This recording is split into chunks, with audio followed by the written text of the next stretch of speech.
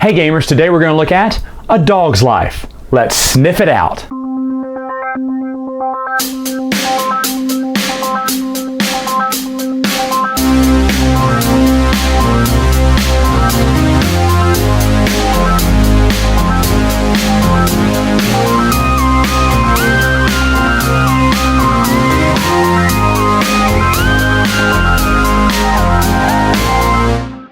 Setup for the game is very easy. What you're going to do is you're going to place this board out, put this little dog catcher token here. Now this is my one complaint in the game. This token is easily lost on this very colorful board, and a lot of times players are trying to figure out where the dog catcher is.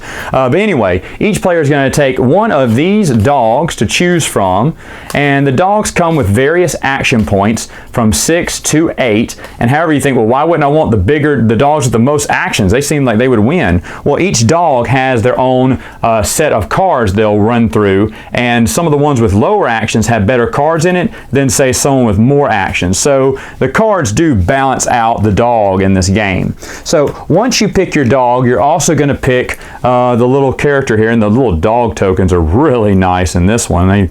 They went all out for that. So you'll pick your cute little fuzzy animal, and what you'll do is each dog will start with these two little markers here that you'll put. There's a hunger track. You'll put their hunger level at a 4. They'll be fully fed at the beginning of the game. Every time you take a turn, you'll move 1 down this track. Now if you ever get to 0 and you can't get any more food and you have to go down, you automatically get sent to the pound, which is not a good thing. I'll explain that in a minute.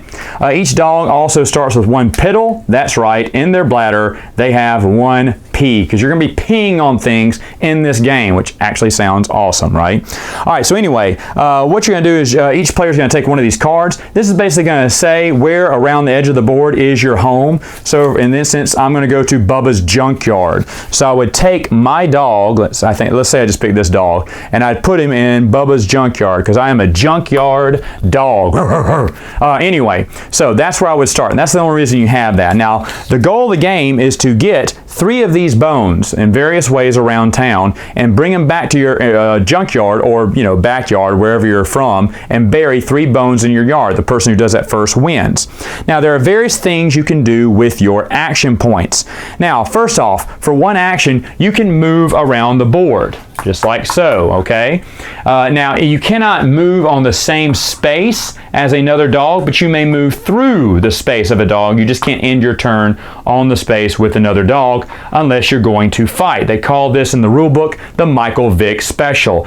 Just kidding. Anyway, but that you can fight other dogs. I'll explain that in a minute. So some of the actions you can do. If you're on a lamppost, there are lampposts throughout the game, you can, for 1 action, use one of your little piddles, your little pee tokens, to pee on that area. So let's say I just peed right there. Now what does the dog piddle do? Well, it will stop other dogs from moving around the board. For instance, if a dog had, let's say this dog had 6 actions, he could go 1, 2, and I was over here, 3, he would automatically have to stop where that dog piddle is, and he would end his movement there. He couldn't move anymore. And then you would remove your dog piddle there. So it basically forces other dogs to stop around the area, or maybe even worse, they saw that dog piddle there and they had to get over there. They're going to have to go the long way around to avoid that dog piddle. They may as well run through it. So basically it stops other dogs in their tracks. Now how, as you see, you have a bladder that fits 2. So how would you get more pee in your bladder, as if I have to explain this?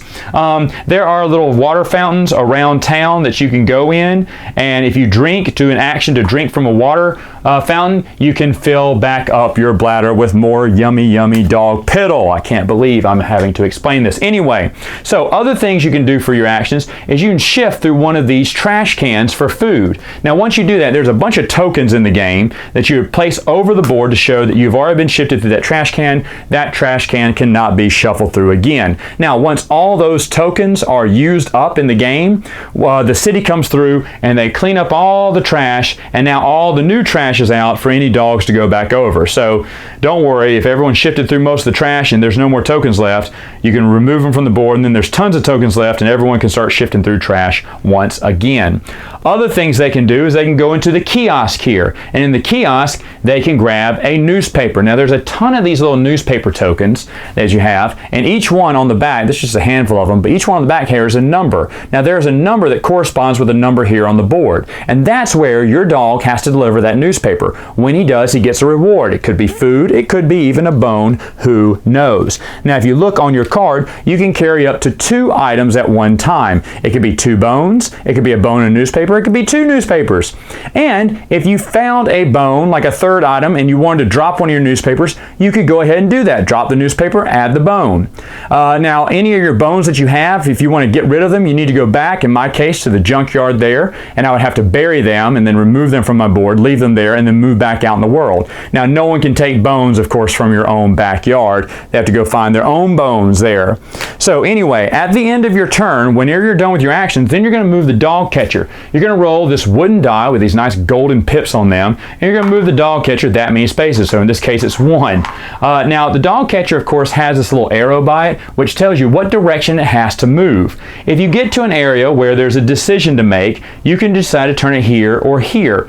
But once it's that way, then no one can move it and turn it around. For instance, if the dog catcher is pointing this way, and I really wanted to go this way, I could not have him do a U-turn to go upside down. No, he would have to follow wherever the arrow was, and maybe next time put him around on this street. So wherever he's pointing, that is the direction you must go back. He can't double back on one either. Now, of course, you want to avoid the dog catcher, because if the dog catcher crosses your path, you will go to the dog pound, or if he's next to you, if he ends his turn next to you, you may have to fight to escape the dog catcher. Now, how would you do or resolve all these actions? Well, this is where your deck of cards comes in. And for each action that I just talked about, you'll be having to flip over a card for most things. Another thing I forgot to say, you could go into any of these restaurants around town and beg for food. Now, if you were to do any of these actions, let's say if I was to shift through a trash can, shift through a trash can, what I would do is I take my card and flip it over. Now, there's a ton of actions I just talked about you could do here, but remember, we said trash can. So I go to trash can, there's a sad-faced dog. That means there's nothing in that trash can. Now, what if I had flipped this one over instead? Well, there's nothing in that one either. Oh, that sucks. Let me see. Some of them there are, oh yeah, this one had 3 food in there. 1, 2, 3. That'd be a great trash can to shift through. Now, what if another time I'd gone to a restaurant? I flip it over and I begged, and in this case, he gets 3 food. Now, in some of these other cards for restaurants, there are 2 food or no food. So it's just luck of the draw whenever you get these.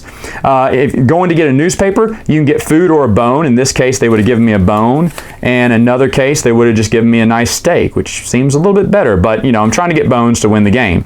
If you want to fight another dog for their items, each player would flip over one of their cards, and whoever had the most paws in an attack would win, and the winner would get to take one of the items from that dog's mouth that he's carrying and run off with it. So that's how attacks happen in the game.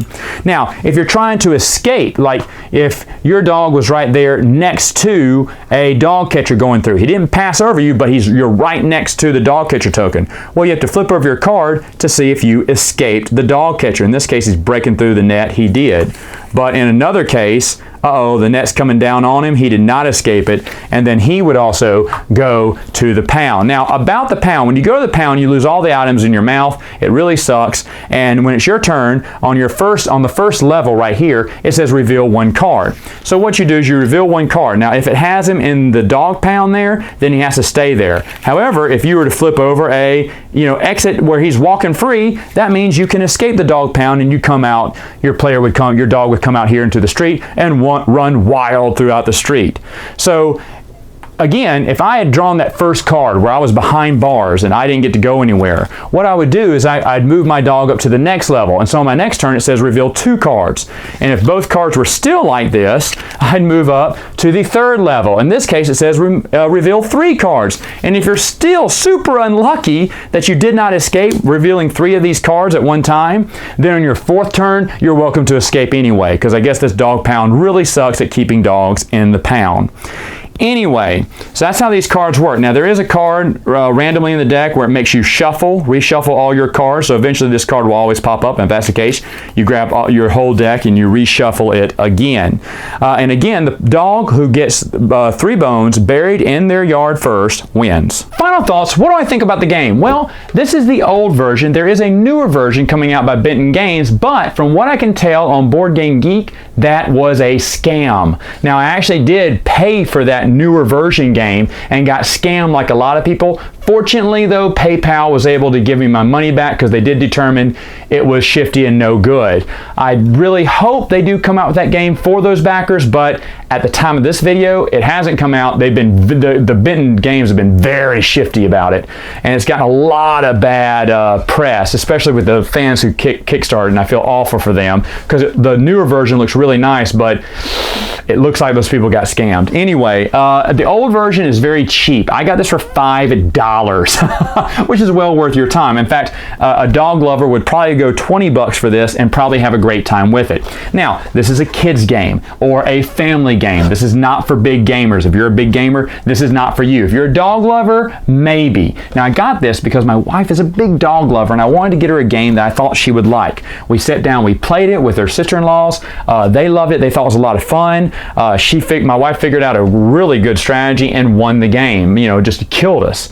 And afterwards I said, well, do you want to play this again? She went, no. Oh no, the missus doesn't like this, and I'm not a dog person.